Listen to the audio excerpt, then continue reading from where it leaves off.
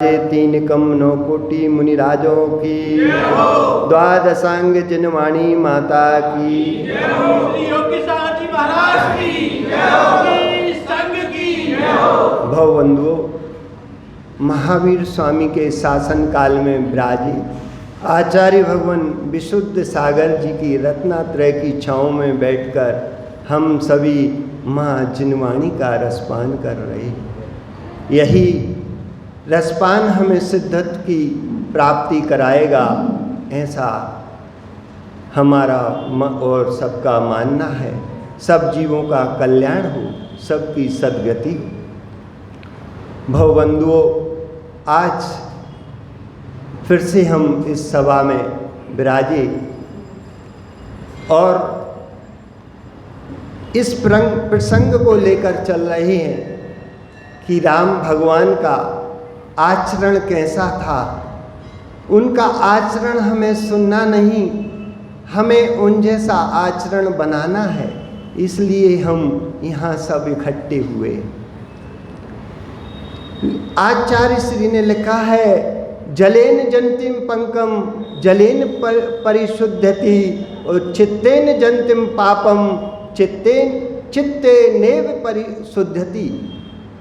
चित्तेन नेव शुद्धति, जब भी कीचड़ होगा, जब भी पैर छपेंगे तुम्हारे तो पानी से, और जब भी उसकी शुद्धि होगी तो पानी से होगी। ऐसे ही जब भी तुम्हारे अंदर पाप लगेगा तो प्रज्ञा से लगेगा, और जब भी उस पाप का प्रक्षालन होगा तो अपनी प्रज्ञा से होगा। ये जिनवाणी का वचन है कि जब भी तुम पाप करोगे तो तुम्हारा पाप प्रज्ञा से ही होगा, और जब भी उसका धुलोगे तो पाप प्रज्ञा से ही धुलेगा। कुबुद्धि से तुम कर सकते हो, लेकिन सद्बुद्धि से उसका प्रक्षालन। आचार्य श्री हमेशा एक बात कहते हैं कि यदि तुम्हारा अचानक एक्सीडेंट हो जाए या हाथ पैर की हड्डी टूट जाए तो, और डॉक्टर के पास ना जाके ऐसे किसी से जुड़वा ली तुमने और वो जुड़ भी गई और टेढ़ी जुड़ी, तो फिर क्या करोगे? वैसे तो अज्ञानता में हुआ था, लेकिन अब तुम डॉक्टर के पास जाओगे और जानबूझकर अपने ज्ञान से उस हड्डी को फिर से तोड़वाना पड़ेगा। यदि तुम्हें सीधा करना है तो आज हमें एक भैया का परिचय दे रहे थे कि जे जैन होते हुए मुनिराजों को नहीं मानते। बड़े भैया तो बहुत धर्मात्मा है, छोटा भैया तो देख के ऐसे मुंह मोड़ लेता। हमने कहा भैया उनकी गलती नहीं, उनकी श्रद्धा किसी अन्य से जुड़ गई है। अब उनकी श्रद्धा ऐसे नहीं झुकेगी, उन्हें अपने मिथ्यात्व को फिर से नष्ट करना पड़ेगा।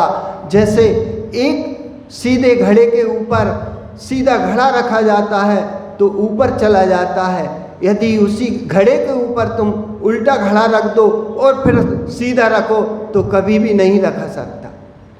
ऐसी अपनी श्रद्धा को, जिसने अपनी श्रद्धा को उल्टा कर लिया है, वो सम्यक्त में कैसे जुड़ सकता है? नहीं जुड़ सकता। यदि कोई व्यक्ति किसी से अपराध हो गया, माँ, यदि तुम्हारी लड़ाई सासू माँ से हो गई और तुम भगवान के सामने कहो कि भगवान हमें क्षमा कर देना, हमसे उनसे लड़ाई हो गई, वो क्या लड़ाई धुल सकती है?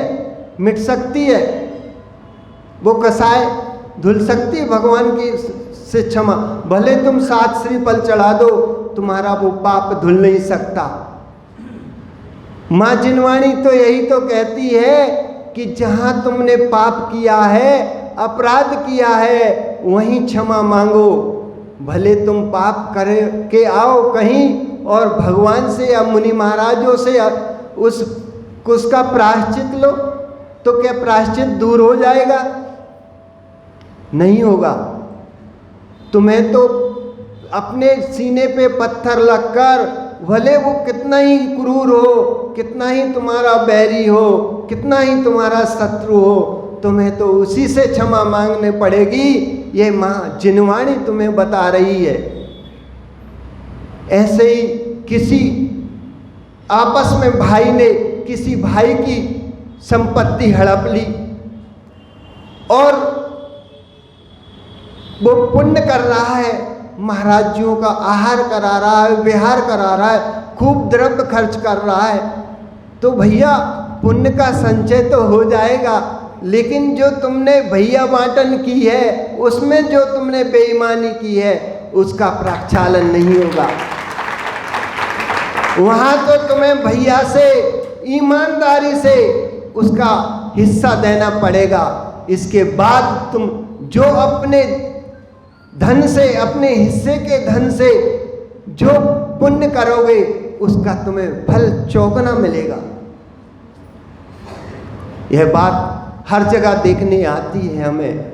ऐसे ही ये वो शासन नहीं है कि पाप तुम कहीं करे आओ, किसी से साथ पाप करे आओ और नदी में जाकर स्नान करे आओ, क्या तुम्हारा पाप धुल जाएगा? नहीं धुलेगा। ये मानव की मानवता नहीं है। पाप धोना है तो जहां पाप हुआ है, तुम्हें उसी जिस व्यक्ति से तुमने झगड़ा किया है, उसी से क्षमा मांगना पड़ेगी। यह माँ जिनवाणी हमें बता रही। जहां तुम्हें कीचड़ छवि है, वहां तो कुएं के पानी से तुम धो लोगे, तन के मैल को तो तुम कुएं के पानी से धो लोगे, लेकिन मन में मैल लगा है, वो किस पानी से धोओगे? किस वाणी से? वो तो जिनवाणी से ही धुलेगा और गुरु की वाणी से धुलेगा, गुरु से प्रायश्चित लेने पर ही धुलेगा। भवबंधुओं, यही बात है कि हमें पाप कहाँ करना है और पापों का प्रक्षालन कहाँ करना है, बस इतना ही सीखना है। और अब आगे अपन एक आचार्य भगवान विशुद्ध सागर की इसी से संबंधित एक कविता है, हम वो सुनाते हैं कि मानव को मानवता बनाती है महान, सद्विचारों से भरा होता है वही सच्चा इंसान। मानव को मानवता बनाती है महान, सद्विचारों से भरा होता है वही सच्चा इंसान। जो कुभावों से खाली होता वही मानवता में, जो कुभावों से खाली होता वही मानवताओं में देवता होता। जो कुभावों से खाली होता वही मानवता में देवता होता। जिसके अंदर करुणा, दया, वात्सल भाव, वही मानवता की पहचान, वही मानवता की पहचान। मननशील, प्रेक्षाकारी, प्रज्ञावान, व्यसन मुक्त, परस्पर उपकार भाव, मुक्त सज्जन मानव। मुक्त सज्जन मानव, धर्म आयतनों में अनुराग, धर्म आयतनों में अनुराग, देशभक्ति, सरल स्वभाव, उच्च विचार, प्राणी मात्र में करुणा भाव, निष्भोजन वृत्ति, शुद्ध शाकाहारी, मानवता का चिन्ह। धन्य धन्य भारत देश, धन्य धन्य भारत देश, जहाँ पानी छान कर उपयोग किया जाता सदाचारी जैनियों के द्वारा, सदाचारी जैनियों के द्वारा। और मांसाहार मानवता का कलंक, मांसाहार मानवता का कलंक। दया, करुणा, संयम, सदाचरण, दया, करुणा, संयम, सदाचरण, सत्य धर्म, सत्य धर्म, मानव धर्म, सत्य धर्म, मानव धर्म। ये आचार्य श्री ने वस्तुत्व महाकाव्य में लिखा है। और प्रसंग चल रहा था कल, थोड़ा मन, एक प्रसंग आया था कि साक्ष सागर जी ने कल महिलाओं की बहुत प्रशंसा की थी और आज बारी है इन नरों की। तो हमने कुछ लिखा है उस पे कि महिला को ना मानो अबला, महिला को जानो तुम सबला, महिला को जाने जो अबला, वह तुम लगा लेना। महिला को जो माने अबला वह है, महिला को अबला ना कहो, महिला ममता की खान।